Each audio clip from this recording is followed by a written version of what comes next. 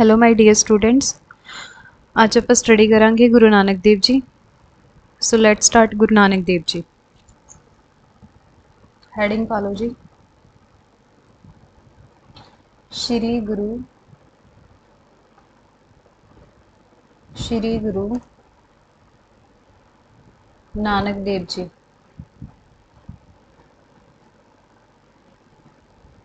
ठीक है जी। ਹੁਣ ਤੁਹਾਨੂੰ ਪਤਾ ਹੀ ਹੈ ਕਿ ਜਨਮ ਗੁਰੂ ਨਾਨਕ ਦੇਵ ਜੀ ਦਾ ਜਨਮ ਜਿਹੜਾ ਸੀ 15 ਅਪ੍ਰੈਲ 1469 ਦੇ ਵਿੱਚ ਹੋਇਆ ਸੀ। 15 ਅਪ੍ਰੈਲ 1469। ਭਾਈ ਬਾਲਾ ਜੀ ਦੀ ਜਨਮ ਸਾਖੀ ਅਨੁਸਾਰ ਇਹਨਾਂ ਦਾ ਜਨਮ ਕੱਤਕ ਦੀ ਪੂਰਨਮਾਸ਼ੀ ਨੂੰ ਹੋਇਆ। ਠੀਕ ਹੈ ਜੀ। ਜਿਹੜੇ ਸਥਾਨ ਤੇ ਇਹਨਾਂ ਦਾ ਜਨਮ ਹੋਇਆ ਉਹ ਸਥਾਨ ਸੀ ਰਾਏਭੋਏ ਦੀ ਤਲਵੰਡੀ ਨਨਕਾਣਾ ਸਾਹਿਬ, ਜ਼ਿਲ੍ਹਾ ਸ਼ੇਖੂਪੁਰਾ, ਪਾਕਿਸਤਾਨ ਸੀ। ਪਿਤਾ ਦਾ ਨਾਮ ਮਹਿਤਾ ਕਾਲੂ ਸੀ, ਮਾਤਾ ਜੀ ਦਾ ਨਾਮ ਤ੍ਰਿਪਤਾ ਦੇਵੀ ਜੀ ਸੀ, ਭੈਣ ਜੀ ਦਾ ਨਾਮ ਬੀਬੀ ਨਾਨਕੀ ਸੀ ਤੇ ਪਤਨੀ ਦਾ ਨਾਮ ਸੁਲੱਖਣੀ ਜੀ ਸੀ। ਠੀਕ ਹੈ, ਮੈਂ ਤੁਹਾਨੂੰ ਮੇਨ ਪੁਆਇੰਟ ਲਿਖਵਾ ਦੂੰਗੀ, ਬਾਕੀ ਤੁਸੀਂ ਲਿਸਨ ਕਰ ਲੈਣਾ ਕਿਉਂਕਿ ਐਜ਼ ਯੂ ਨੋ ਕਿ ਇੰਨਾ ਲਿਖਣਾ ਇੰਪੋਸੀਬਲ ਹੁੰਦਾ ਹੈ। ਸੋ I write here something which one is very important. So write here Janam 15 अप्रैल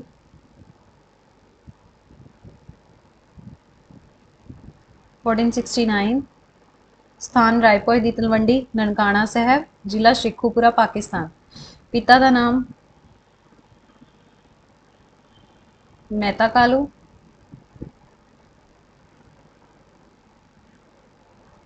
माता जी का नाम तृप्ता देवी, भैन का नाम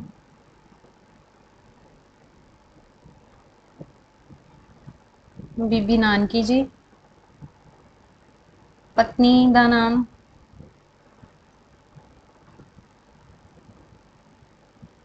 ਸੁਲੱਖਣੀ ਜੀ। ਠੀਕ ਹੈ ਜੀ। ਬਚਪਨ ਵਿੱਚ ਆਪ ਨੇ ਭੁੱਖੇ ਸਾਧੂਆਂ ਨੂੰ ਭੋਜਨ ਖਵਾਇਆ ਸੀ ਤੇ ਇਹ ਘਟਨਾ ਨੂੰ ਸੱਚਾ ਸੌਦਾ ਦੇ ਨਾਮ ਨਾਲ ਜਾਣਿਆ ਜਾਂਦਾ ਹੈ। ਗੁਰੂ ਜੀ ਨੇ ਸੰਗਤ ਤੇ ਪੰਗਤ ਨਾਮੀ ਦੋ ਸੰਸਥਾਵਾਂ ਦੀ ਸਥਾਪਨਾ ਕੀਤੀ। ਕਿਹੜੀਆਂ ਸੰਸਥਾਵਾਂ ਇਹਨਾਂ ਨੇ ਚਲਾਈਆਂ? ਸੰਗਤ ਤੇ ਪੰਗਤ। ਇਹ ਕੁਐਸਚਨ ਆ ਜਾਂਦਾ ਹੁੰਦਾ ਪੇਪਰ ਦੇ ਵਿੱਚ। ਸੰਗਤ ਅਤੇ ਪੰਗਤ ਪ੍ਰਥਾ ਕਿਹਨੇ ਸਟਾਰਟ ਕੀਤੀ? ਦੇਖੋ, ਸੰਗਤ ਤੇ ਪੰਗਤ ਪ੍ਰਥਾ ਗੁਰੂ ਨਾਨਕ ਦੇਵ ਜੀ ਨੇ ਸਟਾਰਟ ਕੀਤੀ ਸੀ। ਠੀਕ ਹੈ। ਆਪ ਜੀ ਦੀਆਂ ਬਾਣੀਆਂ ਮੈਂ ਤੁਹਾਨੂੰ ਦੱਸ ਦਿੰਦੀ ਹਾਂ। ਆਪ ਜੀ ਦੀਆਂ ਬਾਣੀਆਂ ਸੀ ਜੁਪਜੀ ਸਾਹਿਬ, ਆਸਾ ਦੀ ਵਾਰ, ਸਿੱਧ ਗੋਸ਼ਟ, ਆਰਤੀ ਓਂਕਾਰ, ਪੱਟੀ ਵਾਰਾਮਾ, ਸੋਧਰ, ਮਲਾਰ ਤੇ ਮਾਝ ਦੀ ਵਾਰ, ਕੀਰਤਨ ਸੋਹਿਲਾ। ਠੀਕ ਹੈ ਜੀ। ਲਿਖ ਲਓ ਤੁਸੀਂ ਬਾਣੀਆਂ। ਰਾਈਟ ਹੈ ਬਾਣੀ ਜੁਪਜੀ ਸਾਹਿਬ,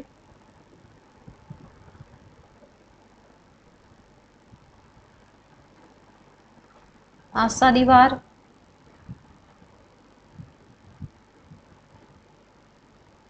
सिद्ध गोष्ठ,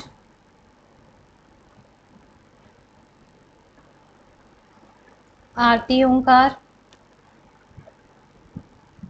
पट्टी बारामा,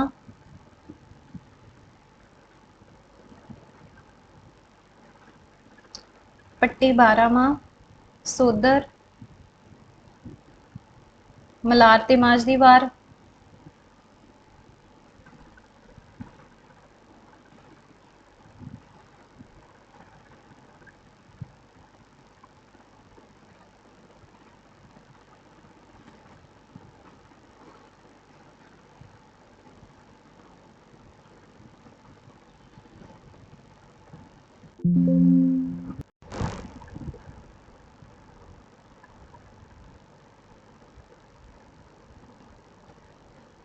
माझ ते मलार दी वार।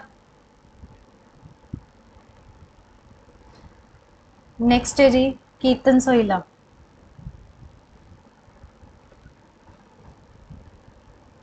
कीर्तन सोहिला।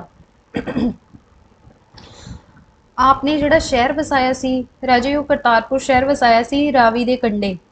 ਠੀਕ ਹੈ। ਕਰਤਾਰਪੁਰ ਕਿਹਨੇ ਵਸਾਇਆ? ਇਹ ਕੁਐਸਚਨ ਆ ਜਾਂਦਾ ਹੁੰਦਾ। ਸੌਰੀ,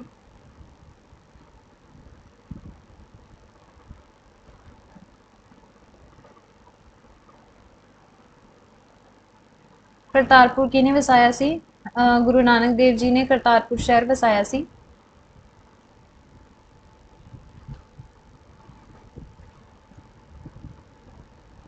ਕਰਤਾਰਪੁਰ ਸ਼ਹਿਰ। ਕਰਤਾਰਪੁਰ ਸ਼ਹਿਰ ਇਹਨਾਂ ਨੇ ਰਾਵੀ ਨਦੀ ਦੇ ਕੰਢੇ ਦੇ ਉੱਪਰ ਵਸਾਇਆ ਸੀ। ਲੰਗਰ ਪ੍ਰਥਾ ਦਾ ਆਰੰਭ ਜਿਹੜਾ ਸੀਗਾ, ਲੰਗਰ ਪ੍ਰਥਾ ਦਾ ਜਿਹੜਾ ਆਰੰਭ ਸੀ ਇਹ ਵੀ ਗੁਰੂ ਨਾਨਕ ਦੇਵ ਜੀ ਨੇ ਕੀਤਾ ਸੀ। ਉੱਤਰਾਧਿਕਾਰੀ ਇਹਨਾਂ ਨੇ ਆਪਣਾ ਉੱਤਰਾਧਿਕਾਰੀ ਕਿਸ ਨੂੰ ਚੁਣਿਆ ਸੀ?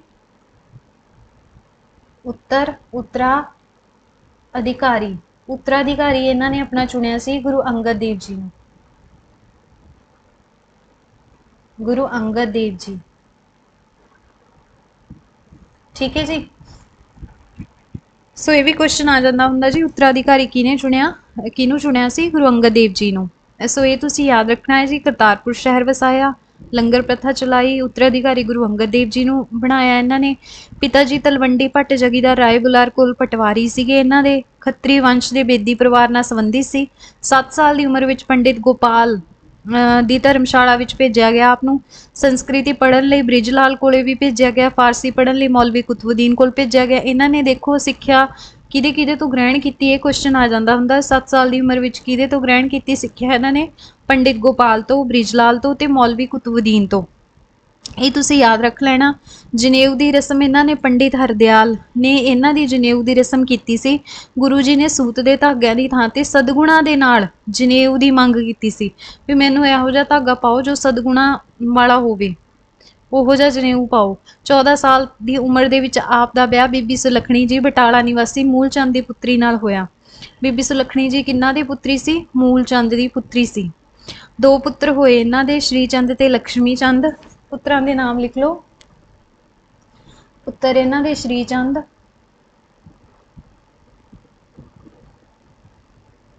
ਤੇ ਲక్ష్ਮੀ ਚੰਦ, 2 ਪੁੱਤਰ ਹੋਏ ਨੇ ਇਹਨਾਂ ਦੇ।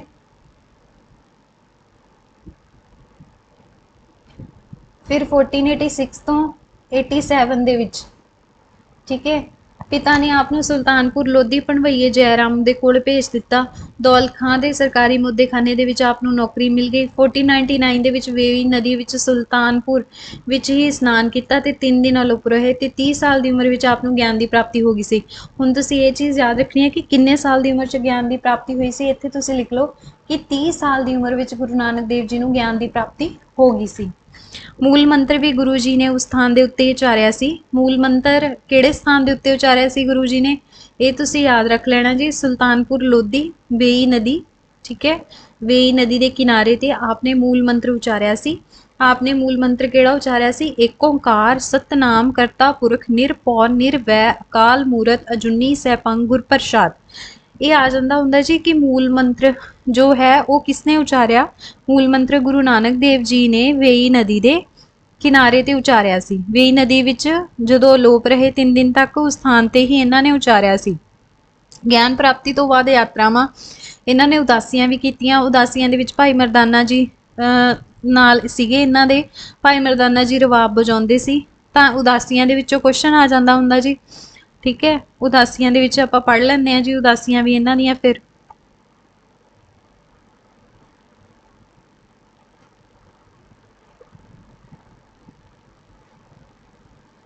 ਪਹਿਲੀ ਉਦਾਸੀ ਲਿਖੋ ਜੀ ਇਹਨਾਂ ਦੀ। ਪਹਿਲੀ ਉਦਾਸੀ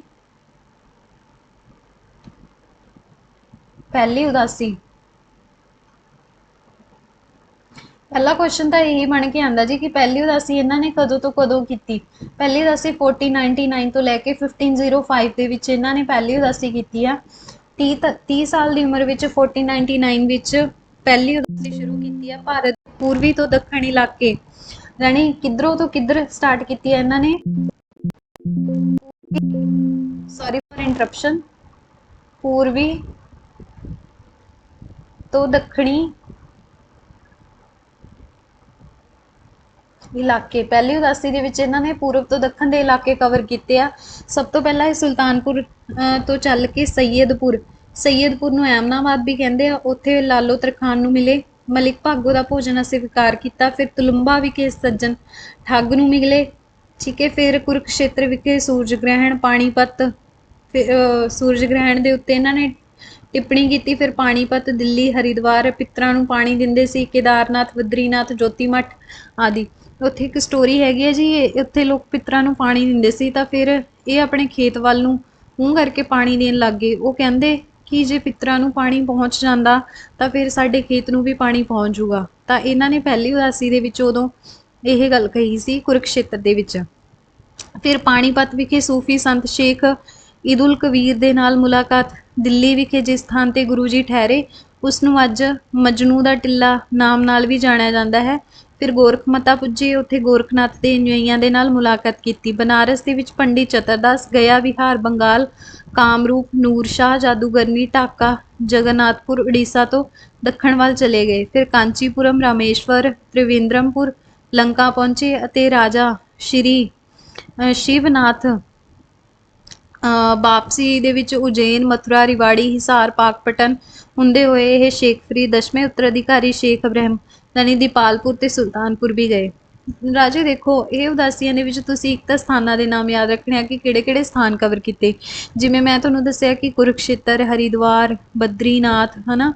ਫਿਰ ਉਹਨਾਂ ਨਾਲ ਰਿਲੇਟਿਡ ਤੁਸੀਂ ਸਥਾਨ ਯਾਦ ਰੱਖਣੇ ਆ। ਜਿਵੇਂ ਕੁਰੂਕਸ਼ੇਤਰ ਦੇ ਵਿੱਚ ਸੂਰਜ ਗ੍ਰਹਿਣ ਨੂੰ ਲੈ ਕੇ ਟਿੱਪਣੀ ਕੀਤੀ। ਫਿਰ ਪਾਣੀਪਤ ਗਏ, ਦਿੱਲੀ ਗਏ, ਹਰਿਦੁਆਰ ਗਏ। ਹਰਿਦੁਆਰ ਦੇ ਵਿੱਚ ਪਿੱਤਰਾਂ ਨੂੰ ਪਾਣੀ ਦਿੱਤਾ। ਫਿਰ ਕੇਦਾਰਨਾਥ, ਬਦਰੀਨਾਥ ਹੁੰਦੇ ਹੋਏ ਬਦਰੀਨਾਥ ਦੇ ਵਿੱਚ ਜੋਤੀ ਮੱਠ ਹਨਾ ਆਦਿ ਸਥਾਨਾਂ ਤੇ ਗਏ। ਪਾਣੀਪਤ ਵਿਖੇ ਸੂਫੀ ਸੰਤ ਸ਼ੇਖ ਇਬਦੁਲ ਕਬੀਰ ਨਾਲ ਮੁਲਾਕਾਤ ਕੀਤੀ। ਜਿੱਥੇ ਇਹ ਠਹਿਰੇ ਸੀਗੇ ਉਹਨੂੰ ਮਜਨੂ ਦਾ ਟਿੱਲਾ ਨਾਮ ਨਾਲ ਜਾਣਿਆ ਜਾਂਦਾ ਹੈ। ਗੋਰਖਮਤਾ ਦੇ ਵਿੱਚ ਗੋਰਖਨਾਥ ਦੇ ਅਨੁਯਾਈਆਂ ਨਾਲ ਮੁਲਾਕਾਤ ਕੀਤੀ। ਬਨਾਰਸ ਦੇ ਵਿੱਚ ਪੰਡਿਤ ਚਤਰਦਾਸ ਨੂੰ ਮਿਲੇ। ਫਿਰ ਉੱਥੋਂ ਗਿਆ ਵਿਹਾਰ ਬੰਗਾਲ, ਅਸਾਮ ਹੁੰਦੇ ਹੋਏ ਇਹ ਕਾਮਰੂਪ ਪਹੁੰਚੇ। ਉੱਥੇ ਨੂਰ ਸ਼ਾਹ ਜਾਦੂਗਰਨੀ ਨੂੰ ਮਿਲੇ। ਢਾਕਾ ਦੇ ਵਿੱਚ ਫਿਰ ਜਗन्नाथ ਉੜੀਸਾ ਦੱਖਣ ਵੱਲ ਗਏ। ਫਿਰ ਇਹ ਕਾਂਚੀਪੁਰਮ, ਰਾਮੇਸ਼ਵਰ, ਤ੍ਰਿਵੇਂਦਰਮ, ਲੰਕਾ ਪਹੁੰਚੇ। ਫਿਰ ਵਾਪਸੀ ਦੇ ਵਿੱਚ ਉਜੈਨ, ਮਥੁਰਾ, ਰਿਵਾੜੀ, ਹਿਸਾਰ, ਪਾਕਪਟਨ ਹੁੰਦੇ ਹੋਏ ਇਹ ਦੀਪਾਲਪੁਰ ਤੇ ਸੁਲਤਾਨਪੁਰ ਪਹੁੰਚੇ। ਬਸ ਇਹ ਤੁਸੀਂ ਸਥਾਨਾਂ ਦੇ ਨਾਮ ਯਾਦ ਰੱਖਣੇ ਆ ਵੀ ਪਹਿਲੀ ਉਦਾਸੀ ਦੇ ਵਿੱਚ ਕਿਹੜੇ-ਕਿਹੜੇ ਸਥਾਨ ਕਵਰ ਕੀਤੇ ਤੇ ਕਿਹਨੂੰ-ਕਿਹਨੂੰ ਮਿਲੇ। ਠੀਕ ਹੈ। ਦੂਜੀ ਉਦਾਸੀ ਜਿਹੜੀ ਸੀਗੀ ਇਹਨਾਂ ਦੀ 1513 ਤੋਂ ਲੈ ਕੇ 1517 ਤੱਕ ਦੀ ਰਹੀ ਆ। ਦੂਜੀ ਉਦਾਸੀ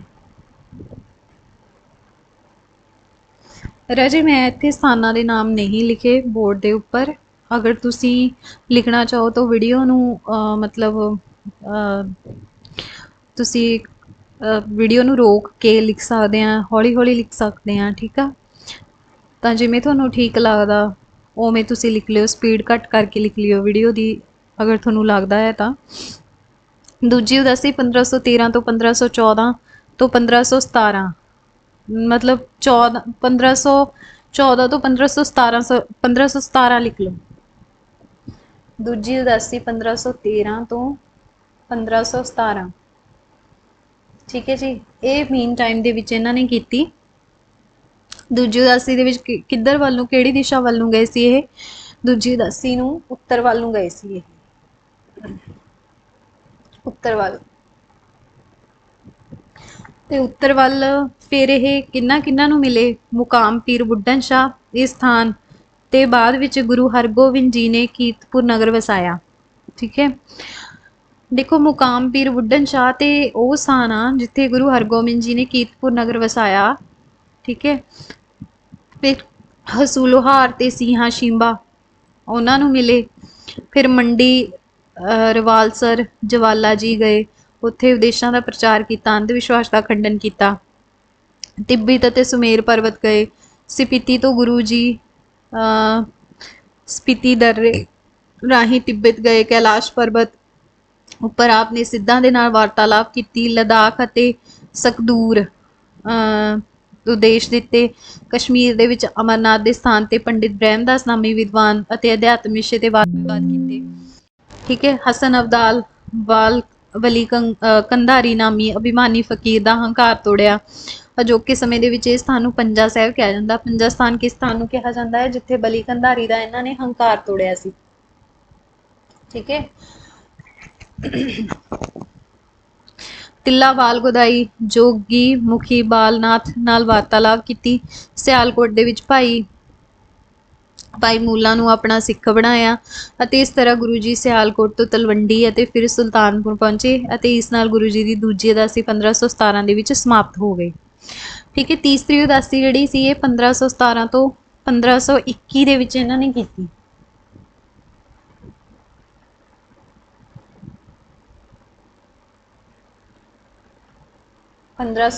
ਤੋਂ 1521 ਦਿਸ਼ਾ दिशा देखो पश्चिमी एशिया।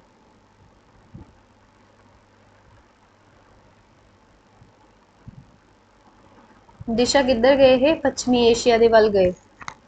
ਠੀਕ ਹੈ ਗੁਰੂ ਜੀ 1521 ਤੱਕ ਇਹਨਾਂ ਨੇ ਇਹ ਜਿਹੜੀ ਯਾਤਰਾ ਸੀਗੀ ਇਹ ਸੰਪੂਰਨ ਕੀਤੀ ਆ। ਇਹਦੋਂ ਵੀ ਮਰਦਾਨਾ ਜੀ ਇਹਨਾਂ ਦੇ ਨਾਲ ਸੀ। ਮੁਲਤਾਨ ਠੀਕ ਹੈ ਗਏ ਇਹ। ਫਿਰ 1517 ਵਿੱਚ ਗੁਰੂ ਜੀ ਇਹ ਉਦਾਸੀ ਸ਼ੁਰੂ ਕੀਤੀ ਅਤੇ ਮੁਲਤਾਨ ਪਹੁੰਚੇ। ਪਾਕਪਟਨ ਦੇ ਸਥਾਨ ਤੇ ਗੁਰੂ ਜੀ ਦੂਜੀ ਵਾਰ ਸ਼ੇਖ ਇਬਰਾਹਿਮ ਨੂੰ ਮਿਲੇ। ਇਹ ਸਥਾਨ ਦੇ ਉੱਤੇ ਆਪਾਂ ਸ਼ੇਖ ਇਬਰਾਹਿਮ ਨੂੰ ਮਿਲੇ। ਆਪ ਮੁਲਤਾਨ ਵਿੱਚ ਸੋਹਰਾਵਾਦੀ ਸੂਫੀ ਸਿਲਸਿਲੇ ਦੇ ਸੂਫੀ ਸ਼ੇਖ ਬ੍ਰਹਮਉਦੀਨ ਮਖਦੂਮ ਨੂੰ ਮਿਲੇ ਅਤੇ ਸ਼ੇਖ ਹਾਜੀ ਅਬਦੁੱਲਾ ਬੁਖਾਰੀ ਨਾਲ ਧਰਮ ਦੇ ਵਿਸ਼ੇ ਤੇ ਵਿਚਾਰ ਵਟਾਂਦਰਾ ਵੀ ਕੀਤੀ। ਹਿੰਗਲਾਜ ਗਏ ਠੀਕ ਹੈ। ਹਿੰਗਲਾਜ ਦੇ ਵਿੱਚ ਨਾਨਕ ਧਰਮਸ਼ਾਲਾ ਮੌਜੂਦ ਆ। ਮਿਆਨੀ ਦੀ ਬੰਦਰਗਾਹ ਤੋਂ ਗੁਰੂ ਜੀ ਸਮੁੰਦਰੀ ਜਹਾਜ਼ ਰਾਹੀਂ ਅਰਬ ਦੇਸ਼ਾਂ ਵੱਲ ਗਏ। ਫਿਰ ਮੱਕੇ ਦੇ ਵਿੱਚ ਕਾਬੇ ਵਾਲਾ ਸੀਨ ਹੋਇਆ ਸੀ। ਕਾਬਾ ਵੱਲ ਪੈਰ ਕਰਕੇ ਸੌਣ ਵਾਲੀ ਘਟਨਾ ਹੋਈ ਸੀ। ਕਾਬਾ ਘੁਮਾਤਾ ਸੀ ਇਹਨਾਂ ਨੇ ਹਨਾ। ਤੇ ਕਾਜੀ ਰੁਕਨੁਦੀਨ ਦੇ ਨਾਲ ਵਾਦ ਵਿਵਾਦ ਵੀ ਇਹਨਾਂ ਨੇ ਕੀਤਾ। ਸਾਖੀ ਮੱਕੇ ਦੀ ਗੋਸ਼ਟੀ ਵਿੱਚ ਵਰਣਨ ਕੀਤਾ ਗਿਆ ਹੈ ਵੀ ਇਹਨਾਂ ਨੇ ਕਾਜੀ ਰੁਕਨੁਦੀਨ ਦੇ ਨਾਲ ਵਾਦ ਵਿਵਾਦ ਕੀਤਾ। ਮਦੀਨਾ ਵਿੱਚ ਹਜ਼ਰਤ ਮੁਹੰਮਦ ਦੀ ਕਬਰ ਅਤੇ ਇਮਾਮ ਅਸ਼ਰਫ ਅਤੇ ਇਮਾਮ ਆਜ਼ਮ ਦੇ ਨਾਲ ਵਿਚਾਰ ਚਰਚਾ ਕੀਤੀ। ਬਗਦਾਦ ਦੇ ਵਿੱਚ ਸ਼ੇਖ ਬਹਿਲੋਲ ਨਾਲ ਮੁਲਾਕਾਤ ਕੀਤੀ। ਸ਼ੇਖ ਬਹਿਲੋਲ ਦੇ ਮਕਬਰੇ ਤੇ ਅਰਬੀ ਭਾਸ਼ਾ ਦਾ ਸਿਰਲੇਖ ਇਸ ਮੁਲਾਕਾਤ ਦਾ ਪ੍ਰਮਾਣ ਹੈ। ਕਾਬਲ ਤਹਿਰਾਨ ਮਸ਼ਹਦ ਕੰਧਾਰ ਬਾਬਰ ਦੇ ਰਾਜ ਤੱਕ ਯਾਤਰਾ ਕੀਤੀ। ਪੇਸ਼ਾਵਰ ਦਰਰਾ ਖੈਬਰ ਤੋਂ ਪੇਸ਼ਾਵਰ ਆਏ ਅਤੇ ਗੋਰਖਹਟੜੀ ਦੇ ਸਥਾਨ ਤੇ ਸਿੱਧ ਜੋਗੀਆਂ ਨਾਲ ਵਾਰਤਾਲਾਪ ਕੀਤੀ ਅਤੇ ਪੁਰਾਤਨ ਮਿਹਰਬਾਨ ਵਾਲੀ ਸਾਖੀ ਵਿੱਚ ਵਰਣਨ ਮਿਲਦਾ ਹੈ। ਸੈਯਦਪੁਰ ਇੱਥੇ ਗੁਰੂ ਜੀ ਨੂੰ ਬਾਬਰ ਨੇ ਕੈਦ ਕੀਤਾ ਅਤੇ ਸ਼ਖਸੀਅਤ ਤੋਂ ਪ੍ਰਭਾਵਿਤ ਹੋ ਕੇ ਬਾਬਰ ਨੇ ਗੁਰੂ ਜੀ ਨੂੰ ਰਿਹਾ ਕਰ ਦਿੱਤਾ ਅਤੇ ਗੁਰੂ ਜੀ ਨੇ ਬਾਬਰ ਦੇ ਹਮਲੇ ਦਾ ਵਰਣਨ ਆਪਣੀ ਬਾਬਰ ਬਾਣੀ ਵਿੱਚ ਕੀਤਾ ਹੈ। ਠੀਕ ਹੈ ਬਾਬਰ ਬਾਣੀ ਦੇ ਵਿੱਚ ਕੀਤਾ ਹੈ। ਗੁਰੂ ਜੀ ਨੇ ਬਾਬਰ ਬਾਣੀ ਦੀ ਰਚਨਾ ਕੀਤੀ। ਇਹ ਇੰਪੋਰਟੈਂਟ ਹੈ ਜੀ ਬਾਬਰ ਬਾਣੀ। ਬਾਬਰ ਬਾਣੀ ਗੁਰੂ ਜੀ ਦੀ ਲਿਖੀ ਹੋਈ ਬਾਣੀ ਆ। ਠੀਕ ਹੈ ਜੀ 1521 ਵਿੱਚ ਗੁਰੂ ਜੀ ਦੀਆਂ ਉਦਾਸੀਆਂ ਸਮਾਪਤ ਹੋ ਗਈਆਂ। ਇਸ ਪਿੱਛੋਂ ਉਹ ਪੰਜਾਬ ਦੇ ਨੇੜਲੇ ਕੁਝ ਸਥਾਨਾਂ ਦਾ ਦੌਰਾ ਵੀ ਕੀਤਾ ਅਤੇ ਮਨੁੱਖਤਾ ਨੂੰ ਸੇਧ ਵੀ ਦਿੱਤੀ। ਗੁਰੂ ਜੀ ਦੇ ਅੰਤਿਮ ਵਰੇ ਗੁਰੂ ਜੀ ਨੇ ਆਪਣੇ ਅੰਤਿਮ ਵਰੇ ਗੁਰਦਾਸਪੁਰ ਜ਼ਿਲ੍ਹੇ ਦੇ ਇੱਕ ਸਥਾਨ ਡੇਰਾ ਬਾਬਾ ਨਾਨਕ ਵਿਖੇ ਆ ਗਏ। ਠੀਕ ਹੈ ਕਿੱਥੇ ਆ ਗਏ ਗੁਰੂ ਜੀ? ਡੇਰਾ ਬਾਬਾ ਨਾਨਕ। ਡੇਰਾ ਬਾਬਾ ਨਾਨਕ ਇੱਕ ਸਥਾਨ ਹੈ ਜੀ ਗੁਰਦਾਸਪੁਰ ਦਾ। ਇਹ ਸਥਾਨ ਆ। ਆਪਣੇ ਅੰਤਿਮ ਵਰੇ ਇੱਥੇ ਆ ਕੇ ਗੁਰੂ ਜੀ ਵਸ ਗਏ ਸੀਗੇ। ਤੇ ਕਰਤਾਰਪੁਰ ਨਗਰ ਦੀ ਨੀਂਹ 1521 ਦੇ ਵਿੱਚ ਇਹਨਾਂ ਨੇ ਰੱਖੀ। ਆਪਾਂ ਉੱਪਰ ਪੜ੍ਹਿਆ ਸੀ ਨਾ ਜੀ ਕਰਤਾਰਪੁਰ ਦੀ ਨੀਂਹ ਇਹਨਾਂ ਨੇ ਰੱਖੀ ਤਾਂ 1521 ਦੇ ਵਿੱਚ ਰੱਖੀ। ਇਹ ਸਥਾਨ ਤੇ ਗੁਰੂ ਜੀ ਖੇਤੀ ਕੀਤੀ। ਫਿਰ ਇਹ ਸਥਾਨ ਤੇ ਗੁਰੂ ਜੀ ਨੇ ਭਾਈ ਲਹਿਣਾ ਜੀ ਨੂੰ ਗੁਰਗੱਦੀ ਬਖਸ਼ੀ ਅਤੇ ਗੁਰੂ ਅੰਗਦ ਦੇਵ ਜੀ ਦੇ ਨਾਮ ਨਾਲ ਜਾਣਿਆ ਜਾਂਦਾ ਹੈ। ਇਹ ਵੀ ਆਪਾਂ ਪੜ੍ਹ ਚੁੱਕੇ ਹਾਂ। ਗੁਰੂ ਅੰਗਦ ਦੇਵ ਜੀ ਅਗਲੇ ਗੁਰੂ ਬਣੇ ਸੀ। ਠੀਕ ਹੈ ਤਾਂ ਉਹਨਾਂ ਦਾ ਜਿਹੜਾ ਨਾਮ ਸੀ ਭਾਈ ਲਹਿਣਾ ਜੀ ਸੀ ਪਹਿਲਾਂ। ਤੇ ਕਰਤਾਰਪੁਰ ਵਿਖੇ ਹੀ ਗੁਰੂ ਜੀ 69 ਸਾਲ 10 ਮਹੀਨੇ 10 ਦਿਨ ਦੀ ਉਮਰ ਵਿੱਚ ਜੋਤੀ ਜੋਤ ਸਮਾ ਗਏ। ਕਿੰਨੇ ਸਾਲ? 69 year 10 months 10 days ਦੀ ਉਮਰ ਵਿੱਚ ਜੋਤੀ ਜੋਤ ਸਮਾ ਗਏ ਅਤੇ 12 ਸਤੰਬਰ 1539 ਨੂੰ ਜੋਤੀ ਜੋਤ ਸਮਾਏ। ਕਦੋਂ ਜੋਤੀ ਜੋਤ ਸਮਾਏ? ਇਹ 12 ਸਤੰਬਰ 1539 ਵਿੱਚ ਜੋਤੀ ਜੋਤ ਸਮਾ ਗਏ। ਅੱਸੂ ਬਦੀ ਦਸਵੀਂ 1596 ਵਿਕਰਮੀ ਸਾਵੰਤ। ਠੀਕ ਹੈ ਜੀ ਚਲੋ ਧੰਨਵਾਦ ਜੀ ਤੁਹਾਡਾ। ਅੱਜ ਦਾ ਆਪਣਾ ਟੌਪਿਕ ਫਿਨਿਸ਼ ਹੁੰਦਾ ਹੈ ਜੀ। ਆਈ ਹੋਪ ਤੁਹਾਨੂੰ ਲੈਕਚਰ ਪਸੰਦ ਆਇਆ ਹੋਵੇਗਾ ਔਰ ਅਗਰ ਤੁਹਾਨੂੰ ਲੈਕਚਰ ਪਸੰਦ ਆਇਆ ਤਾਂ ਇਸੇ ਤਰ੍ਹਾਂ ਹੀ ਆਪਣਾ ਪਿਆਰ ਦੇਣਾ ਜੀ ਮੇਰੇ ਵੀਡੀਓਜ਼ ਨੂੰ ਤਾਂ ਕਿ ਮੈਨੂੰ ਵੀ ਤੁਹਾਡੇ ਵੱਲੋਂ ਸਪੋਰਟ ਮਿਲੇ ਤੇ ਅੱਗੇ ਲੈਕਚਰ ਬਣਾਉਣ ਦੀ ਹਿੰਮਤ ਮਿਲੇ। ਓਕੇ ਜੀ ਥੈਂਕ ਯੂ।